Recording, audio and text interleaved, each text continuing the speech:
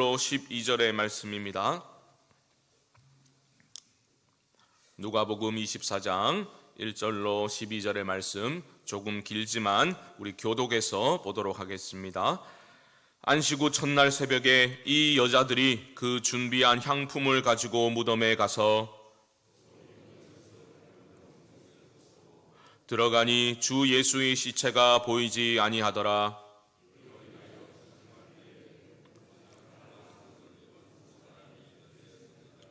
여자들이 두려워 얼굴을 땅에 대니 두 사람이 이르되 어찌하여 살아있는 자를 죽은 자 가운데서 찾느냐.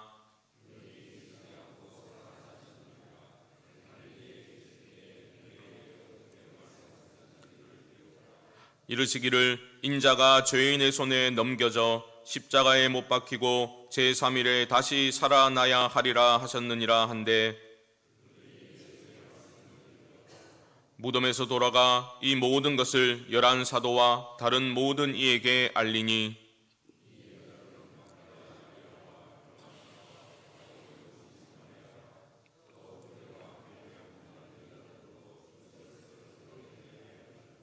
사도들은 그들의 말이 허탄한 듯이 들려 믿지 아니하나 베드로는 일어나 무덤에 달려가서 구부려 들여다보니 세마포만 보이는지라 그 된 일을 놀랍게 여기며 집으로 돌아가니라.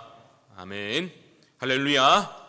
사망 권세를 이기고 승리하신, 부활하신 우리 주님의 그 생명과 능력이 여러분의 삶에 충만히 임할 수 있기를 주님의 이름으로 축복합니다. 고난주간 특별 새벽기도회는 어제까지로 마무리가 되었고요. 이 시간에는 부활주일 새벽 기도회 때에 계속해서 이어지는 누가복음의 본문을 통해서 예수님의 부활의 의미를 한번 살펴보고자 합니다. 잘 아시다시피 예수님의 부활 사건은 인류 역사상 가장 위대한 승리의 사건입니다. 그런데 그 위대한 승리의 사건에 어울리지 않게 그 처음의 반응들, 초기의 반응들과 목격자들의 진술은 그런 위대한 사건에 대해서는 좀 초라하고 어떤 일반적인 위대한 사건에 대한 일반적인 반응에서 거리가 꽤 멀다라고 우리는 볼 수 있습니다. 우리는 이런 거잖아요. 부활절이 되면 기쁘고 감사하고 즐겁잖아요. 아이들은 계란을, 달걀을 나누면서 축하하고 할렐루야, 우리 주님 십자가에 죽으셨다가 사흘 만에 부활하셨다, 할렐루야, 종일토록 기뻐 찬양하지 않습니까? 거의 자동적으로 그렇게 반응을 하지요. 하지만 그날 새벽에 첫 목격자들의 반응은 그런 것과 거리가 상당히 멀었다라는 것을 우리는 보게 됩니다. 먼저 1절 말씀을 다시 보십시오. 안식 후 첫날 새벽에 이 여자들이 그 준비한 향품을 가지고 무덤에 가서라고 말하죠. 때는 안식 후 첫날 새벽입니다. 예수님이 언제 돌아가셨습니까? 금요일 오후 3시경에 돌아가셨어요. 그런데 금요일 해가 지면 그때부터 실제적으로 안식일이 시작된다라고 보시면 돼요. 그래서 복음서에서는 뭐라고 합니까? 유대인의 준비일이라고 하죠. 곧 안식일 전날. 그 안식일은 토요일인데 금요일 해가 지고부터는 준비일이라 말입니다. 그러니까 실제적으로 안식일에 들어가게 되는 겁니다. 안식일이 오면 유대인들은 아무것도 할 수가 없었지요. 그렇기 때문에 예수님을 죽이려던 유대 종교 지도자들은 그토록 급히 사형 판결을 받아내기 위해서 급하게 움직였지 않습니까? 그리고 일사천리로 진행되어서 그들은 목적을 달성하였습니다. 하지만 누가 나섰습니까? 아리마대 요셉, 어제 살펴보았던 아리마대 요셉이 당돌이, 그는 사내들인 공회의 회원이면서도 모든 것을 잃을 각오를 하고서 빌라도를 찾아가서 담대하게, 당돌하게 예수님의 시신을, 그 반정부 인사로 사형당한 그 사람의 시신을 내어달라라고 요청을 하였습니다. 그리고 자신이 소유한 무덤에 안장하였습니다. 하지만 이미 그때는 촉박한 시간이었기 때문에 제대로 예를 다 갖추어서 장례를 치러드리지는 못했습니다. 마태복음을 보면 오늘 본문에 등장하는 첫 목격자들, 그 여인들이 이 모든 일들을 먼 발치에서 지켜보았다라고 기록하고 있어요. 예수님이 어디에 안장되었는지를 여인은 지켜보았다라는 겁니다. 모든 것들을 멀리서 지켜보았습니다. 이제 그 여인들이 안식일 때는 아무것도 할 수 없으니까 이제 안식일이 지나자마자 행동할 수 있는 그때가 이르러서 여인들은 행동하고 있는 것을 오늘 본문은 보여줍니다. 무덤을 향해서 여인들은 종종걸음으로 달려갔던 겁니다. 품에는 뭐가 있었습니까? 예수님의 시신을 잘 처리하기 위해서 향품들이 안겨 있었습니다. 여러분 잘 보셔야 됩니다. 이 여인들은 부활의 증인이 되기 위해서 무덤을 찾았던 것이 아닙니다.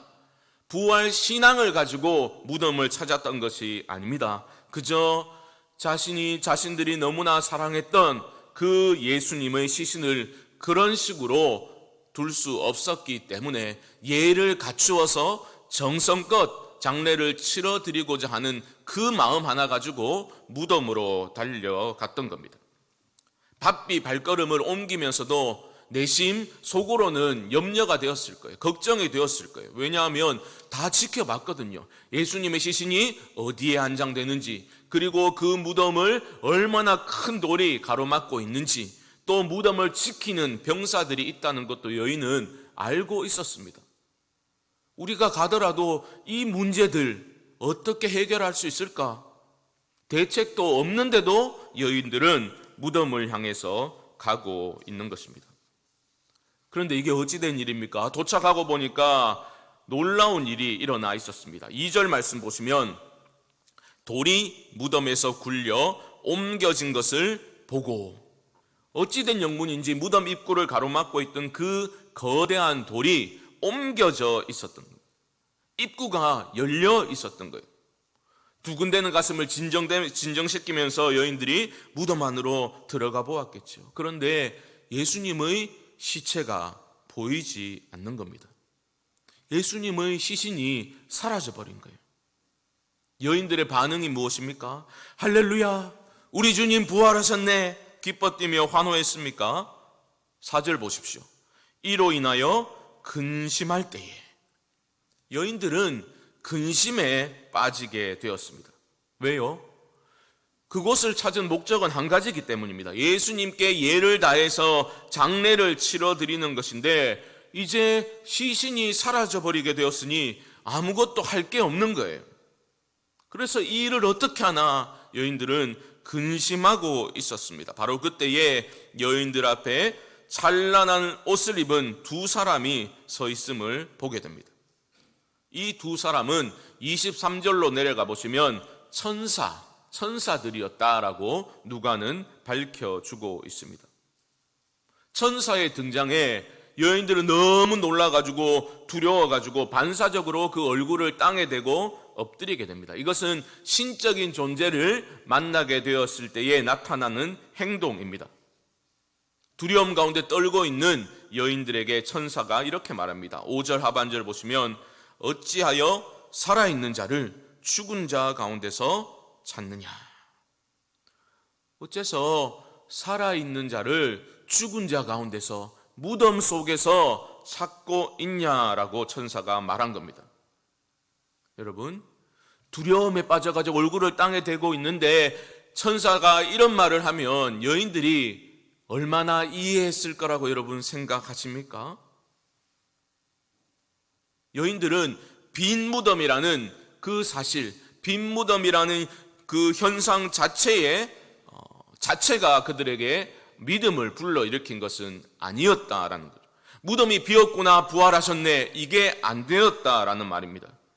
만약 여러분들이 그 자리에, 그 시간에 여인들과 함께 있었더라면, 아, 무덤이 비었잖아, 주님이 살아나신 거야 라고 반응하셨을 분이 과연 계시겠습니까? 저는 없다라고 생각합니다. 여인들이 어리둥절해하고 있을 때 천사는 더 구체적으로 예수님의 부활의 사실을 이렇게 전해주고 있습니다. 6절 상반절 보십시오. 여기 계시지 않고 살아나셨느니라. 여기 계시지 않고 살아나셨느니라. 살아나셨다라는 단어의 원어는 부정과 과거 수동태로 되어 있어요. 일으킴을 받았다라는 거예요. 하나님이 일으키셨다라는 의미입니다.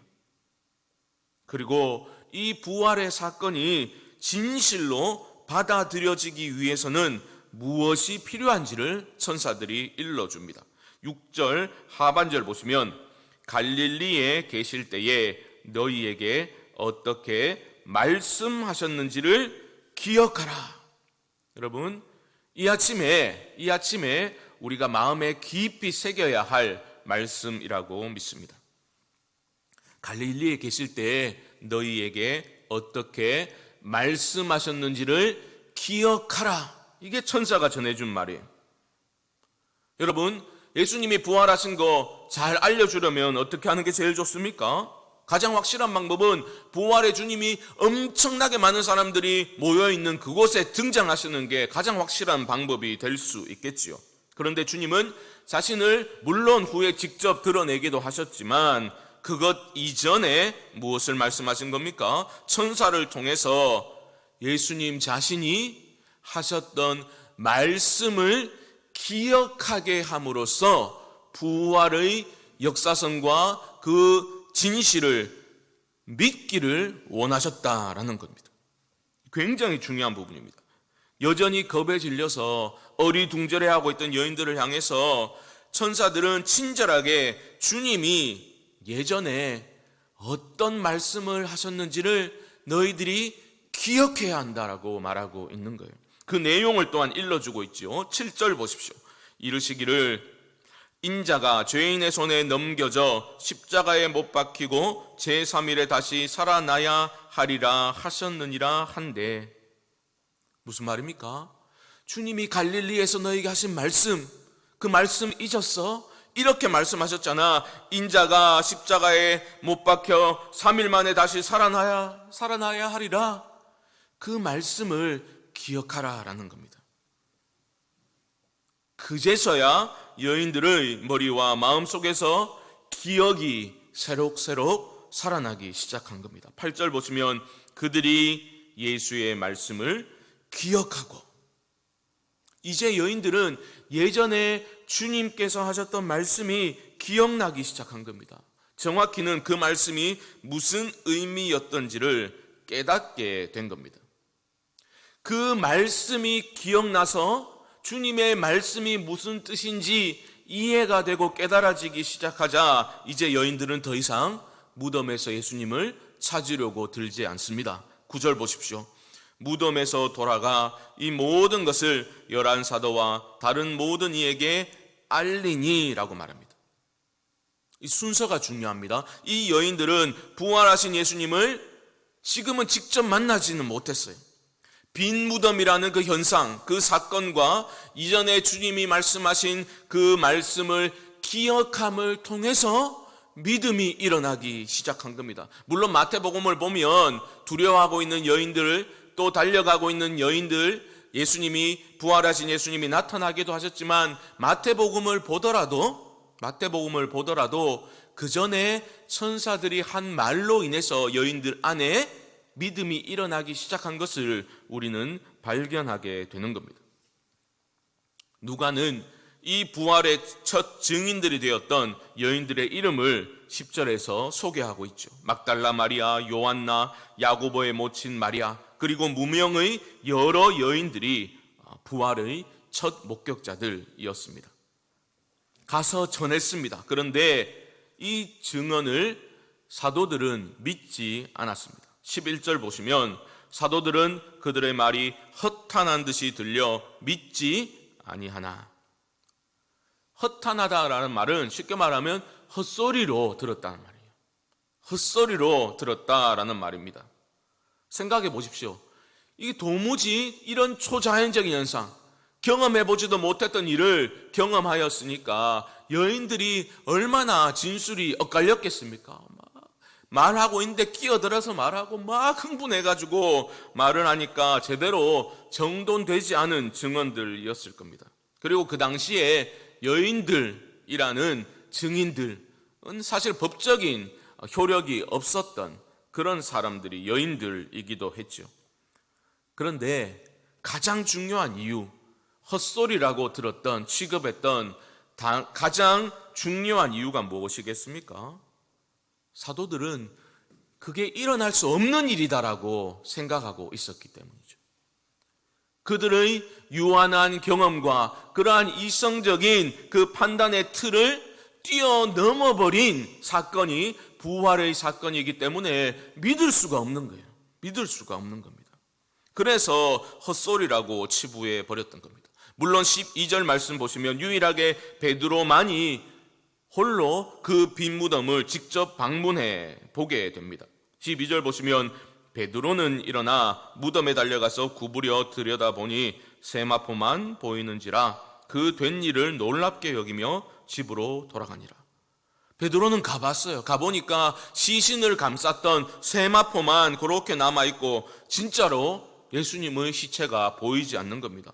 그래서 놀랍게 여기며 집으로 돌아갔다라고 말합니다. 이 말은 여러분 부활을 베드로가 믿었다라는 뜻이 아닙니다.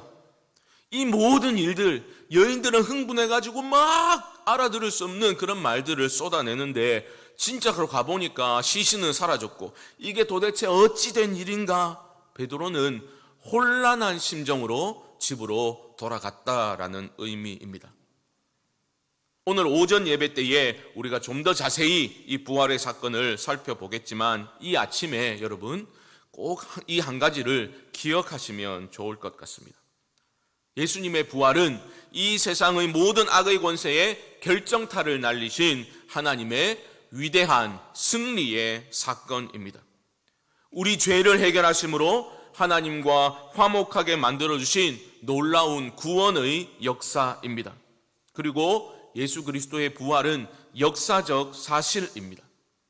이 역사적 사실은 과학적인 방법으로 증명 가능한 것은 아닙니다. 물론 증명 불가능한 것도 아니죠. 부활하지 않았다라고 과학적으로 증명하는 것도 또한 불가능합니다. 믿음의 영역으로 들어가게 되는 겁니다. 그런데 여인들은 그 빈 무덤이라는 현상 앞에서 그 사실을 어떻게 해석해야 할지를 몰랐습니다. 빈 무덤을 보고 부활하셨네라고 이어지지 않았다라는 말입니다. 하지만 천사들의 음성을 듣고 예전에 주님께서 그녀들에게 하셨던 말씀을 기억하게 될 때에 부활이 믿어지게 된 겁니다. 우리 모두도 마찬가지입니다. 우리도 나의 경험과 제한적인 나의 생각, 그 이성적인 틀에 갇혀서 하나님의 역사를 이해하려고 하는 경향이 있습니다. 경향이 있는 게 아니라 우리는 다 그렇게 되어 있습니다. 그 틀을 깬다라는 것, 그 틀을 벗어나서 이루어진 일, 우리는 또한 헛소리라고 치부해버릴 가능성이 매우 높은 사람들이 우리들입니다. 그래서 어떻게 해야 되는 겁니까? 날마다 주님의 말씀을 읽고 묵상하고 기도하며 하나님의 음성을 들어야 되는 거죠. 나의 판단을 의지하는 것이 아니라 계속해서 하나님의 음성을 듣고 말씀을 들어야 되는 겁니다. 그 말씀이 계속해서 우리 안에 일어나게 될 때에 나의 이성적인 그런 나의 제한적인 이성과 경험에 하나님의 말씀을 가두려고 드는 것이 아니라 그 말씀이 내 삶을 해석해 주게 되는 거죠. 그 하나님의 말씀이 이 세상을 어떻게 바라봐야 되는지를 가르쳐 주게 되는 것입니다. 바로 그때에 우리는 이 우주 만물을 여전히 다스리고 계시고 우리 눈에, 육신의 눈에 보이는 대로가 아니라 하나님의 선하신 주권이 다스리고 있는 세상을 발견하게 될 줄 믿습니다. 그게 바로 믿음의 눈이 열리는 거예요.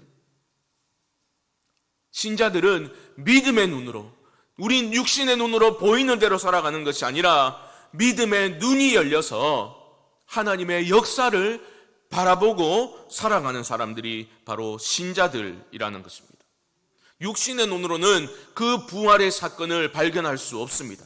깨달을 수 없습니다. 하지만 하나님, 우리 주님께서 하신 말씀이 기억나기 시작할 때, 우리 안에 내면에 하나님의 말씀이 기억나고 일어나기 시작할 때 우리 믿음의 눈이 열리게 되고 하나님이 이루시는 일들을 목도하게 될 줄 믿습니다. 이런 놀라운 은혜가 이 부활의 아침에 이곳에 오신 모든 분들의 심령에 충만히 임할 수 있게 되기를 주님의 이름으로 간절히 축원드립니다. 기도하겠습니다. 하나님, 우리 주님 모든 것을 이루시고 우리를 위하여, 온 우주 만물을 위하여 부활하심을 저희들이 믿습니다.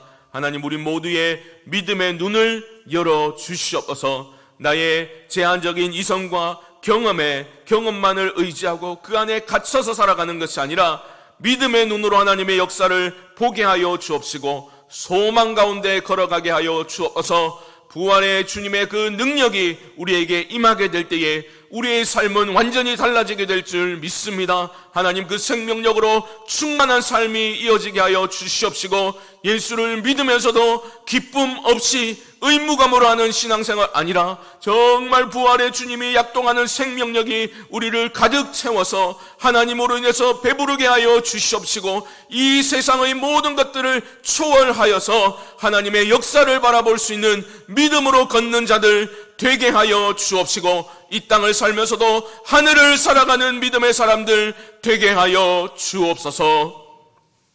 지금은 우리 주 예수 그리스도의 크신 은혜와 하나님 아버지의 무한하신 사랑하심과 성령님의 교통하심이 부활의 주님을 믿음의 눈을 들어 바라보며 그 부활의 주님과 동행하며 승리의 삶을 살아가기로 결단하는 사랑하는 성도님들의 심령 가운데 지금부터 영원토록 함께 있을지어다. 아멘.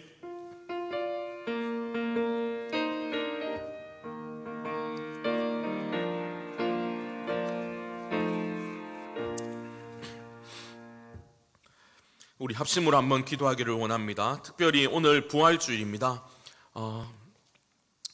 대구와 또 우리나라와 세계 전역에서 드려지는 부활주일 예배를 위해서 한번 기도했으면 좋겠습니다. 사망 권세를 이기고 승리하신 그 영광의 부활의 주님만이 드러나는 부활주일 예배가 되게 하여 주옵소서. 강력한 하나님의 임재가 있게 하여 주옵시고 사람들이 드러나는 것 아니라 우리 부활의 주님만이 높임 받으시는 놀라운 예배가 드려지게 하여 주옵소서. 우리 성광교회에서 드려지는 부활주일 예배 가운데 하나님 함께하여 주셔서 지치고 낙심하고 절망 가운데 한숨 짓고 있는 모든 지친 심령들이 부활의 주님을 만남으로 인하여서 새 힘을 얻게 하여 주시옵시고 우리가 믿는 분이 어떤 분이신지를 다시 한번 깨달을 수 있도록 하나님 아버지 우리 가운데 큰 은혜를 부어 주옵소서. 이외에도 개인적인 기도의 제목들을 가지고 우리 주님의 이름을 한번 부르고 기도하겠습니다.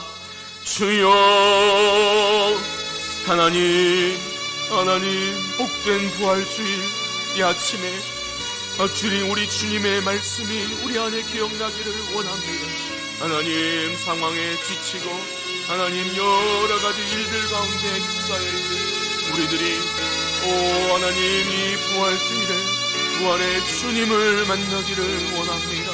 하나님 아버지 나의 경험과 나의 이성과 내가 처한 상황에 갇혀서 하나님 생각하고 좁게 바라보고 있는 것이 아니라 하나님 그 부활의 주님의 권능과 그 능력이 믿어지게 하여 주시옵시고 부활의 주님이 주시는 그 생명력이 우리의 삶을 가득 채워서 내가 변화되게 하시고 우리 가정이 살아나게 하여 주시고 우리 교회가 일어서는 놀라운 날이 되게 하여 주시옵소서.